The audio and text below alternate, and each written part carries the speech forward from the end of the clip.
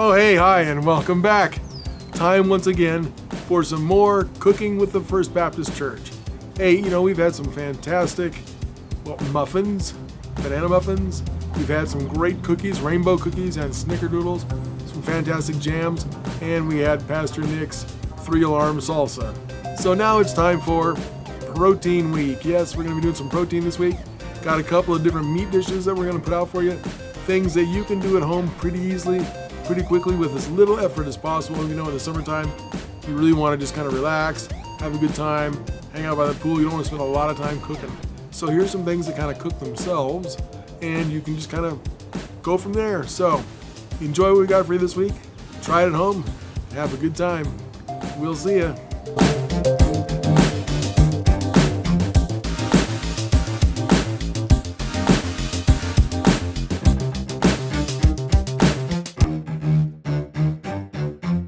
Okay, we're going to be mixing together our dry ingredients for the rub.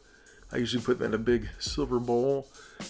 Use some salt. You can use larger granulated salt, sea salt, whatever kind of salt you like. I just found what was in the pantry. Black pepper, some ground cumin. It's a great sort of ranch flavor. You get them in ranch beans. It's a good western flavor. Turmeric, an Indian spice, which has a lot of depth to what you're cooking. A lot of good flavor. Smoked paprika gives it a nice smoky flavor. Adds a nice little peppery flavor as well. I'm putting thyme in here. Usually I use oregano, but I was completely out of oregano, so I'm going to put thyme in there. But that kind of gives a nice herbal aspect to it. And then the garlic salt I really like. All these ingredients I found, most of these spices I found at Trader Joe's, pretty simple, pretty cheap, and pretty good quality, so I like them. You can, of course, use whatever kind of spices you like to mix together to create a rub on the meat, but make sure you have some salt in there for sure to help add that flavor. Okay, so we're going to be mixing our dry ingredients here, and I've got them in the bowl already. I put some salt and the garlic salt in there, and it's about 2 tablespoons of each. Kind of as the base, the salt really adds a nice, it brings the flavor out in the meat and makes it very flavorful. I also put the light ingredients in first, so that when I put the darker ingredients on there, there's a background. See, when I'm putting the pepper in, you can see more clearly how much pepper you're actually shaking in there. Because of my measuring system, don't really use actual tablespoons and teaspoons. I'm just kind of eyeballing it, but it's about a teaspoon of black pepper. We're going to put the ground cumin in here, and that's going to wind up being about a tablespoon and a half. This is a dry ingredient, so you can't really overdo it or underdo it. You're just kind of blending them all together in equal amounts. So here comes the smoked paprika. So same idea. And you can kind of see that the amount that we're putting in there is about equivalent to a tablespoon. Maybe a little bit more. Yeah, depends. There, one more for good measure. Okay, so move on to the next one. We're going to be throwing in the turmeric. And the turmeric, like I said, it's a great Indian spice. Really makes a lot of depth. It also turns everything sort of yellowy, so you got to be kind of careful later on with the meat in handling it, because it'll get yellow on your fingers, but adds a good amount of flavor to it. So you can see that we're getting involved in there. So there's pretty much the spices. So we're going to add then now the thyme that we're putting in there, and it's going to be about, it's about what's left in the bottle. So maybe about a little over a teaspoon, so it's almost a whole tablespoon. I'd put more in there normally, but that's about it. So we're going to kind of shake it up. That's a problem with being restricted at home. You can't just run out and grab your little whatever you needed to finish things up. So, but we're dealing with it. It'll work fine. Okay, so you see I've got it pretty well mixed up in here. Mix it with a spoon, shake it around however you like to mix it. Remember, the dry rub is really just a way to enhance the flavor of the meat, to give it a special flavor that you like. So any kind of thing that you're really particularly fond of is what you can kind of put in here as a dry rub. It's going to go on the meat and sit on the meat for a little bit, kind of make it so that it'll soak in a little bit before we put it in the oven to cook it. But whatever you like, there it goes, and whatever portion you need. If you make too much, you can always save some for later in another bottle. So we've put our meat in the bowl here. You can see it's a nice rib. You can also see in the background that we have a cookie sheet that has been wrapped in aluminum foil. That helps a lot. We're drying the meat off. We're just kind of making it so it's good and dry before we put the rub on there. It helps the rub stick better. And in an effort of time, we haven't shown you every little bit of the process. So here we go. We're just gonna put some of the rub on there, and you can see that it just kind of goes in there. You rub it in, you mush it in. That's perhaps why they call it a rub, because you rub it in. Yeah.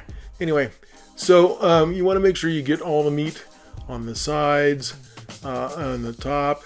And I do it in a bowl once again because you can't make a big mess. It doesn't go everywhere, and then you can just kind of scoop it back out again when you need to. But there we go, and we're going to jump forward a little bit here just to kind of make it so you can not have to watch the whole process. It takes a few minutes. Okay, so there we've got the rib all slathered up with our rub. Gonna bring that covered cookie sheet over. This just makes it so much easier to clean later. We're gonna lay it out there on that cookie sheet. Now you notice it's a little bit longer than the cookie sheet. Not a problem. We're just gonna cut that. It's right there, and then we'll put them side by side in there. Ribs are easy to manipulate. So you can see here, we're just gonna cut this with some kitchen shears. You can use a knife or whatever your preference is in this particular area. We're just gonna slice between the ribs. When we get down to the bottom, there's a little bit more of a chunk there.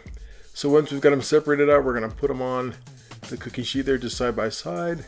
Makes it pretty simple. And then we're going to take a little bit of the extra bit of the rub that was left over, put it on that little area that we just cut, and then just kind of, you can dump some of the extra on top just for a little bit of extra seasoning when it makes a nice juice later.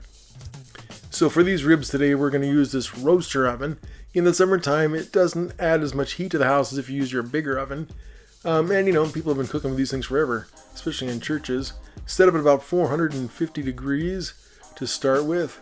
And there's our ribs. We've let them sit out for a while, just to let some of the salts and seasoning absorb into the meat.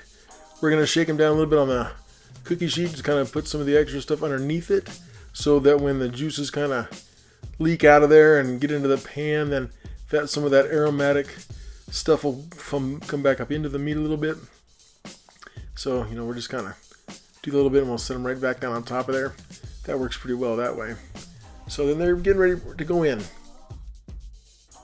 Okay, so now we're ready to put them in there. And so, Upsy Daisy, my wonderful assistant, will put these into the roaster oven. You got to be a little careful because it's pretty hot. So, there, we'll set them in there. They just got to sit right down in there. That cookie sheet fits right in there. Take a look at it. We can see there they are, all pretty, all nestled in, ready for their little sauna bath of heat. So, all right, I'm going to back off. We're going to see that it's down there and put the lid back on it. And then they're going to cook for probably about an hour or so.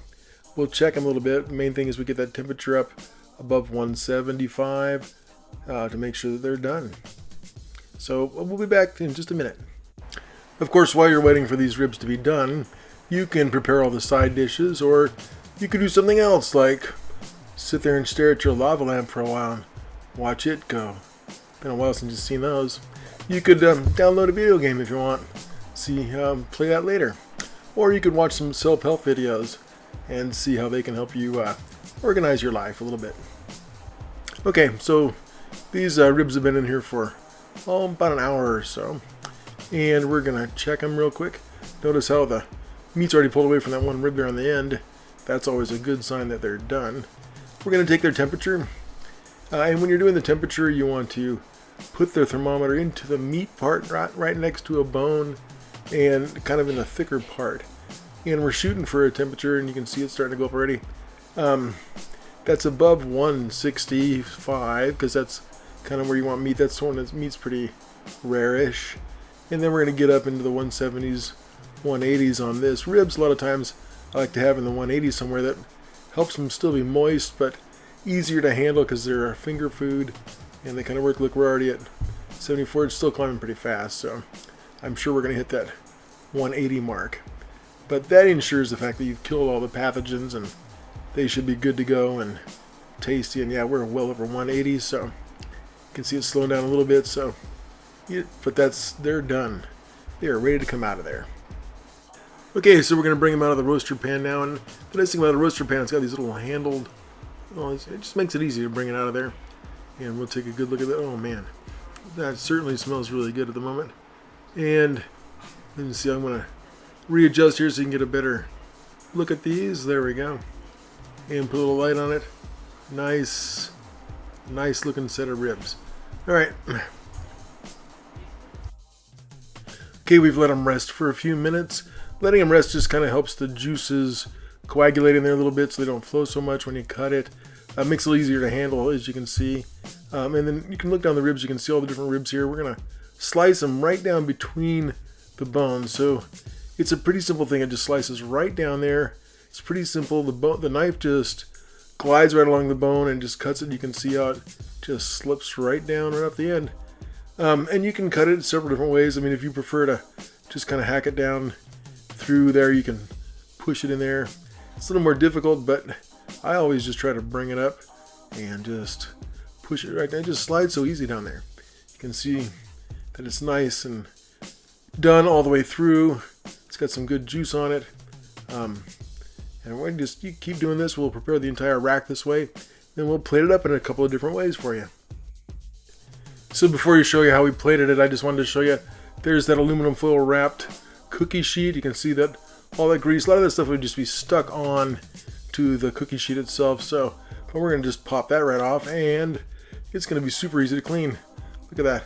I know a lot of you people do that already, but this is just a great thing. And then the cookie sheet is practically clean. You put a little soap and water on that, and it's a good deal. All right, back to the show. Here's kind of our party plate. I've arranged the ribs around the outside, put the center with our favorite, which is the kettle cooked masterpiece original. Good stuff.